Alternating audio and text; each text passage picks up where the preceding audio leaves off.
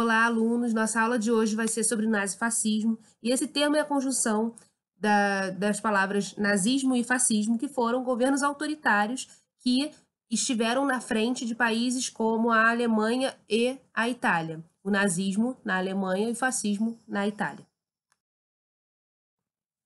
Já estudamos aí a participação da Itália na Primeira Guerra, mas o seu envolvimento ele estava ali justificado pelo governo italiano como uma forma de atingir o formato territorial definido pelos movimentos de unificação no século XIX. Lembrando que a Itália, junto com a Alemanha, foram os últimos países europeus a se unificar. Né? Em relação aos outros países do continente europeu, eles estavam atrasados, né, na sua unificação. Então, nessa unificação, alguns territórios ficaram ali de lado, que é o caso, como citado aí, de Trento e Trieste e de Savoia e Nice também. Né? E aí surge um argumento cultural que é esse irredentismo italiano, que é uma doutrina defendida por aqueles que entendem que o que deve pertencer à Itália deve estar ligado pelos seus costumes e sua língua, não necessariamente aos territórios que estão ali anexados. Então, eles têm aquela busca pelos territórios que ainda não foram anexados, mas sabem que esses territórios devem fazer parte do país exatamente por ter cultura, língua e costumes muito semelhantes. Nós sabemos que a Itália sai do lado vitorioso da guerra, né, ao lado da Tríplice Entente. No entanto, essa vitória, a gente usa a expressão que é uma vitória mutilada. Por quê? Embora vencedora, né, todas as consequências trágicas que uma guerra pode trazer por um território, a Itália e todos os países que passaram pela guerra sofrem. Então, na Europa, né, as dificuldades econômicas, perdas humanas, materiais, instabilidade política, né, parecia reunir condições favoráveis para uma revolução socialista, como a que havia, né, ocorrido na Rússia ali em 1917. Então, a grande burguesia e setores da classe média acreditavam que existia um perigo comunista que ameaçava o continente. Os militantes socialistas, eles exploravam realmente todas essas dificuldades, né, que os trabalhadores estavam passando e que a sociedade estava submetida aí pelo regime capitalista. E aí, na imagem do slide, a gente tem o Antônio Gramsci, que ele é um filósofo marxista, ou jornalista, né, ele atua em diversas áreas aí das ciências humanas, e ele critica o nacionalismo exacerbado aí, que foi uma das causas, né, uma das justificativas para a entrada da Itália na guerra. Então, ele é um dos fundadores do Partido Comunista Italiano em 1921. Tá? Em sintonia aí com a formação da União Soviética. É importante a gente lembrar que o Partido Comunista nesse ano aí, nessa década de 20, está surgindo em vários outros países do mundo. Então, gente, diferentes grupos sociais, mas que em comum tinha esse medo aí do avanço socialista sobre o território italiano, eles com o slogan aí de Deus, Pátria e Família, eles se colocam de um lado da sociedade que teme o avanço socialista, né, e prega algumas características de Estado que eles tinham como ideal. Então, os ex-combatentes prezavam aí o nacionalismo, afinal eles tinham ido para a guerra exatamente por isso, né, valorizando aí o que era nacional. A igreja e a família cristã, que era contra alguns ideais socialistas, né, da esquerda, e a burguesia e a defesa da propriedade privada e do seu individualismo. Então, esses grupos estavam do mesmo lado aí, temendo um avanço da esquerda. E como resultado aí de todo esse processo histórico de surgimento e crescimento do fascismo na Itália, em 1922 acontece a Marcha sobre Roma, que aconteceu em outubro desse ano, né, de 1922, e consistiu em uma grande marcha organizada pelo Partido Nacional Fascista, e nesse episódio, nessa marcha, né, nessa caminhada aí sobre Roma, diversos grupos sociais, milhares de pessoas, seguidoras do fascismo e parte da população italiana, ela marchou para pressionar o rei italiano a nomear o Mussolini como o líder do fascismo, né, líder desse partido fascista, como primeiro-ministro.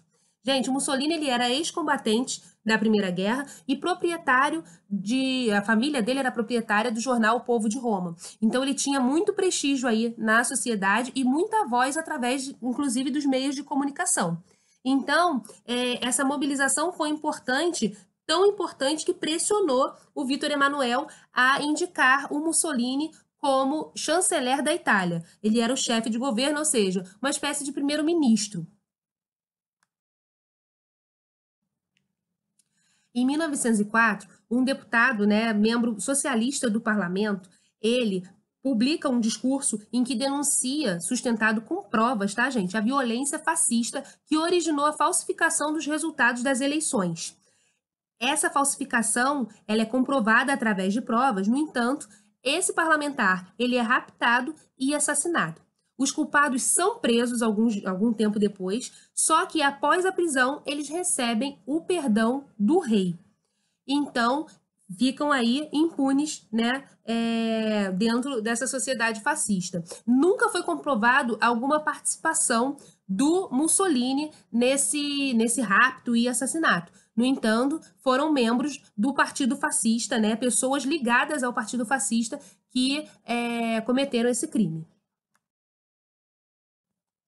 Meses depois, em 1925, o Mussolini fecha definitivamente o parlamento italiano. Ele substitui esse parlamento pelo Conselho Nacional Fascista, de partido único, ou seja, o Partido Fascista, e presidido por ele.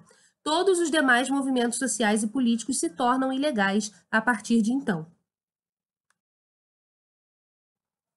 Então já está bem claro aí, o que foi esse movimento político aí, esse regime estabelecido pelo Mussolini, regime autoritário que amplia a participação do Estado e rejeita qualquer tipo de democracia. Algumas defesas, algumas características desse governo a saúde pública voltada para a maternidade e para o isolamento dos considerados inválidos. Inválidos porque gastava-se de muito dinheiro com eles. Tá? A educação pública ela é sustentada pela moral católica e a lógica autoritária. Os direitos trabalhistas e os sindicatos, eles eram corporativistas. Então, os direitos trabalhistas não vinham de demandas da população, mas sim do governo. O Mussolini, ele nomeava os representantes, os líderes desses sindicatos por amigos, pessoas em que concordavam com o regime. Então, não existia muito a escuta, a participação do trabalhador nos pedidos, nas demandas dos sindicatos e dos direitos trabalhistas. Então, o fascismo é caracterizado pelo poder ditatorial, repressão à oposição por via de força, forte arregimentação da sociedade e da economia.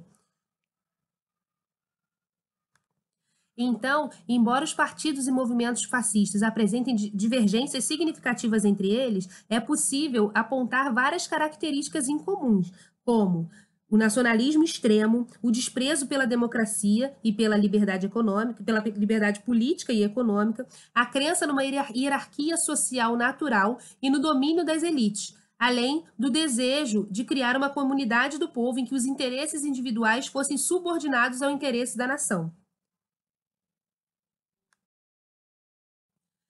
E aí a gente chega no Tratado de Latrão. O Tratado de Latrão, ele aconteceu foi assinado em 1929 e foi um tratado onde o Papa finalmente reconhecia o Estado italiano do Mussolini e, em troca, Mussolini dava a autonomia do Vaticano para a Igreja Católica. Esse Tratado de Latrão encerrava o que a gente chama de questão romana. A questão romana, a gente se refere aí a uma disputa territorial entre o governo italiano e o Papa lá no século XIX, tá? Entre 1861 e 1929, que foi quando eles finalmente entraram num acordo. Então, os chamados estados pontifícios, que compõem a parte central da Península Itálica, pertenciam à Igreja Católica desde os tempos medievais. No entanto, na unificação, o Estado italiano não reconheceu esse território da Igreja. Então, desde aí do século XIX, a Igreja não tinha relação com o Estado italiano, porque eles não entravam no acordo em relação ao seu território. Então, os fascistas ao longo, né, da construção aí desse pensamento, dessa consolidação do Estado fascista, eles construíram um Estado autoritário que desrespeitava os direitos humanos, que prenderam os opositores, mas que ainda não tinha alcançado a identidade italiana. A consolidação desse Tratado de Latrão, ela reaproxima a instituição que sempre esteve na Itália, que era a Igreja Católica. A aproximação do Mussolini com a base ideológica dele, porque afinal, como eu falei para vocês, um dos grupos aí que defendia o slogan lá de Deus, Pátria e Família eram os católicos, então ele se tornava chefe desse grupo, né? Ele era chefe de um partido político que tinha os ideais desse grupo. Então ele precisava do apoio da Igreja Católica para consolidar a ideologia dele junto às famílias italianas. E do lado da Igreja Católica, o que era bom, né? O que tinha de benefício? O benefício era ter a soberania sobre um Estado, né? O Estado do Vaticano. Era reaproximar a Igreja Católica do ensino religioso nas escolas, né? Tratar aí da educação e atuar no cotidiano político da Itália. Então, todo o Tratado de Latrão, ele vem aí como um fechamento da construção do discurso autoritário e conservador dos fascistas. A partir daí, a partir do próximo slide, a gente vai tratar do nazismo. E a gente vai ver que também era um regime totalitário, né? Muito se aproximava do fascismo, mas tem importantes diferenças que a gente vai ver ao longo da aula.